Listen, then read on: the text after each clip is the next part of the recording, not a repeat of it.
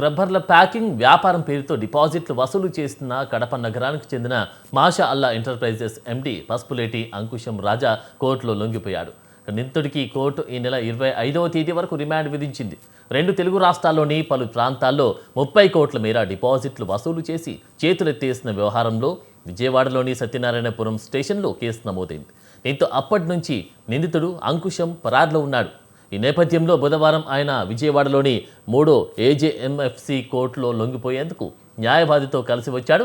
అనంతరం లొంగుబాటు పిటిషన్ దాఖలు చేశారు. సమాచారం అందుకున్న పోలీసులు కోర్టుకు వచ్చారు. ఈ కేసులో డిపాజిటర్స్ చట్టంలోని సెక్షన్ను కూడా జోడించామని కోర్టుకు తెలిపారు. దీంతో లొంగుబాటు పిటిషన్ న్యాయాధికారి వెనక్కి ఇచ్చారు. ఈ సెక్షన్ కింద నమోదైన కేసులు ఎంఎఫ్జే కోర్టు విచారిస్తుంది అని అక్కడికే వెళ్లాలని సూచించారు. దిగువ కోర్టు సూచన మేరకు నిందితుడు ఎంఎస్జే కోర్టును ఆశ్రయించాడు. లొంగుబాటు పిటిషన్ను అనుమతించాలని నిందితుడి తరపు న్యాయవాది అభ్యర్థించారు. కానీ నిందితుడు పెద్ద ఎత్తున డిపాజిట్లు వసూలు చేసి ప్రజలను మోసం చేశాడని, మోసానికి సంబంధించి మరింత సమాచారం రాబట్టాల్సి ఉందని రిమాండ్ విధించాలని ఏసీపీ వాదించారు.